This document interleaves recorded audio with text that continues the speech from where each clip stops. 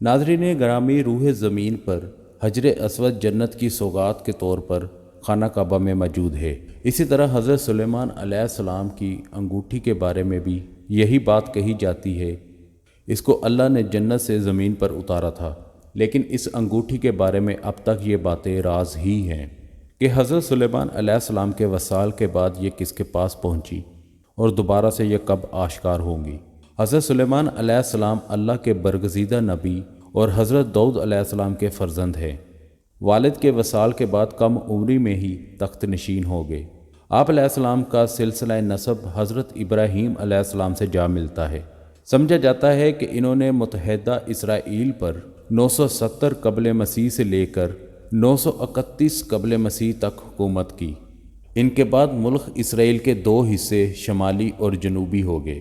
حضرت سلیمان علیہ السلام کو آقائے دو عالم محمد صلی اللہ علیہ وآلہ وسلم سے خاص محبت تھی۔ آپ علیہ السلام نے جو بشارت اپنی قوم کو دی، اس کے مطابق حضرت سلیمان علیہ السلام نے فرمایا کہ آپ صلی اللہ علیہ وآلہ وسلم میرے محبوب اور میری جان ہے۔ حضرت سلیمان علیہ السلام نے کعبۃ اللہ میں قیام اور نماز ظہر ادا فرمائی۔ 5000 اونٹ، 5000 گائیں اور 20,000 دمبے اللہ کی راہ میں قربان کیے۔ پھر اپنی قوم کو مخاطب کر کر کہا، یہ وہ مقام ہے جہاں نبی کریم صلی اللہ علیہ وآلہ وسلم کی ولادت ہوگی۔ حضرت جابر بن عبداللہ رضی اللہ تعالیٰ عنہ سے روایت ہے کہ سرکار دو عالم صلی اللہ علیہ وآلہ وسلم نے فرمایا، حضرت سلیمان بن داؤد علیہ السلام کی انگوٹھی میں لا الہ الا اللہ محمد رسول اللہ نقش تھا۔ سرکار دو عالم صلی اللہ علیہ وآلہ وسلم نے فرمایا کہ ان کی انگوٹھی کا رنگ آسمانی رنگ تھا، اس پر کلمہ طیبہ لکھا ہوا تھا۔ حضرت سلیمان علیہ السلام سرکار دو عالم حضرت محمد صلی اللہ علیہ وآلہ وسلم کے نام کی انگوٹھی ہاتھوں میں پہن کر امور سلطنت بہت اچھے طریقے سے چلاتے تھے، اور جب یہ انگوٹھی ان کے پاس نہ ہوتی تو سکون و اطمینان نہ ہوتا۔ حضرت سلیمان علیہ السلام کی انگوٹھی کی تاثیر یہ تھی کہ انسان، حیوان، چرند پرند، جنات، پریاں سب آپ علیہ السلام کے تابع تھی۔ ایک موقع پر اللہ تعالیٰ نے حضرت سلیمان علیہ السلام کو آزمائش میں ڈال دیا۔ حضرت سلیمان علیہ السلام کا معمول تھا کہ جب حضرت سلیمان علیہ السلام غسل خانے میں جاتے تو انگوٹھی اپنی باندی کو سونپ جاتے اور واپس آ کر لے لیتے۔ ایک روز آپ غسل کے لیے تشریف لے گئے تو معمول کے مطابق وہ انگوٹھی اپنی باندی کو سونپی۔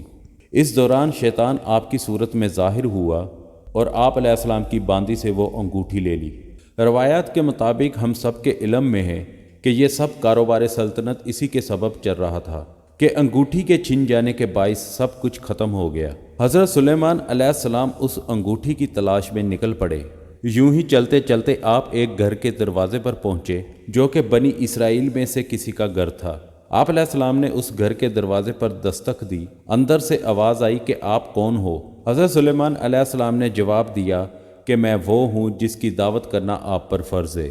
خاتون نے کہا کہ میرا شوہر گھر پر نہیں ہے، ان کی غیر موجودگی میں کسی غیر محرم کو گھر میں آنے کی اجازت نہیں دے سکتی، البتہ آپ پچھلے راستے کی طرف سے ہمارے باغ میں آرام فرمائیں جب تک میرا شوہر گھر نہیں آ جاتا۔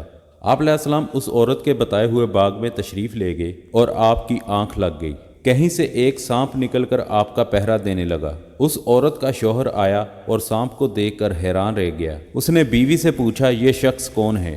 بیوی نے سارا قصہ کہہ ڈالا۔ وہ شخص حضرت سلیمان علیہ السلام کی خدمت میں حاضر ہوا اور اپنی بیٹی سے شادی کی پیشکش کی۔ آپ علیہ السلام نے وہ پیشکش قبول فرمائی اور اس کی بیٹی سے شادی کر 3 دن وہاں قیام کیا۔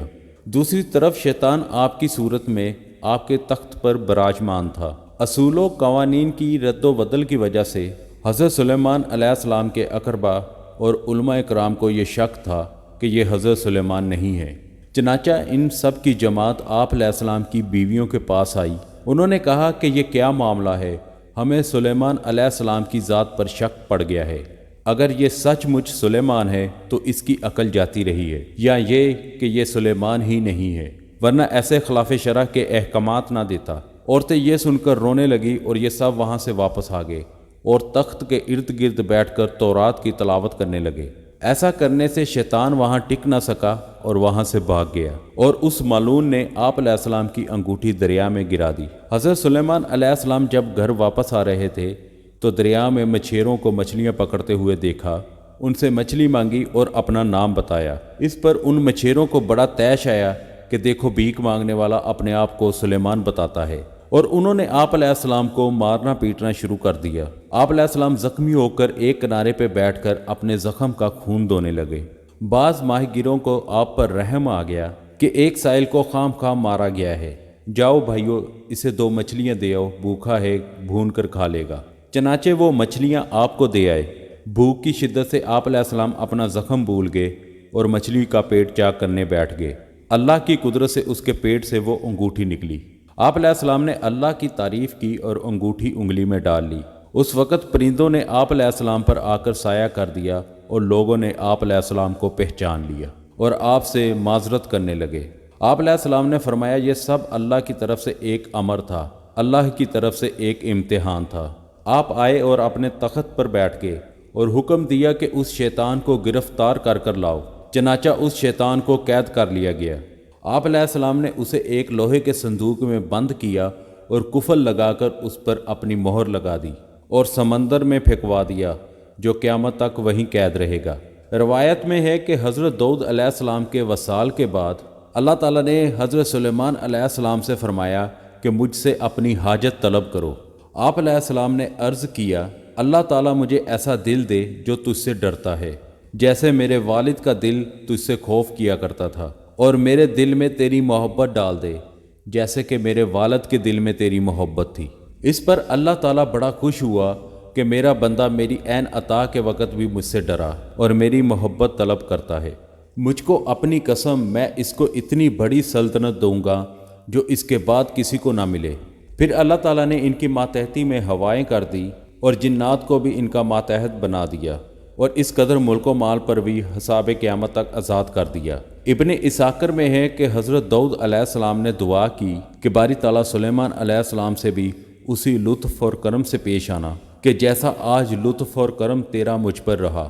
تو وہی آئی، سلیمان علیہ السلام سے کہہ دو کہ وہ بھی اسی طرح میرا رہے جس طرح تو میرا تھا، تو میں بھی اس کے ساتھ ہو جاؤں گا جیسے کہ تیرے ساتھ تھا۔ پھر جب حضرت سلیمان علیہ السلام نے اللہ کی محبت میں آ کر خوبصورت اور وفادار اور تیز رو گھوڑوں کو کاٹ ڈالا تو اللہ تبارک تعالیٰ نے تو ان کے عوض ان کو بہتر عطا فرمائے، یعنی کہ ہوا کو ان کے تابع کر دیا، یعنی کہ مہینے کے راستوں کو صبح کی 1 گھڑی میں طے کر دیتی تھی، اور اسی طرح شام کو جہاں کا ارادہ کرتے ہوا ان کو وہاں پہنچا دیتی۔ جنات کو بھی حضرت سلیمان علیہ السلام کے تابع کر دیا۔ ان میں سے بعض بڑی اونچی، لمبی اور سنگین اور پختہ عمارت بنانے کا کام کرتی تھی جو انسانی طاقت سے باہر تھا۔ حضرت سلیمان علیہ السلام نے اپنے زمانے میں جنات کو جادو ٹونے سے باز رکھنے کے لیے کالے علم اور جادو کی کتابیں اپنے قبضے میں لے کر اپنے تخت کے نیچے دفن کر دیا تھا۔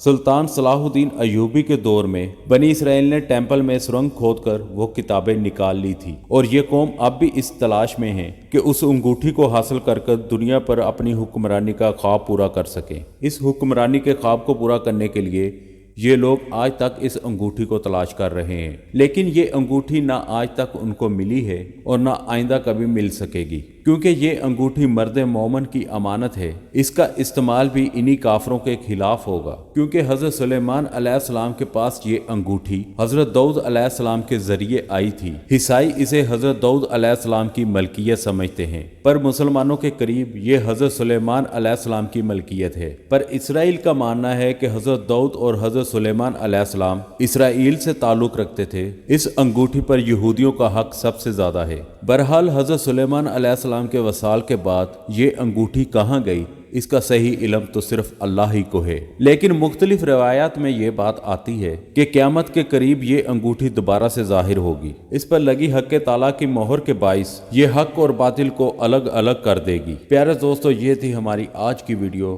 انشاءاللہ ملیں گے اگلی ویڈیو میں، تب تک کے لیے اجازت دیجیے۔ اللہ حافظ۔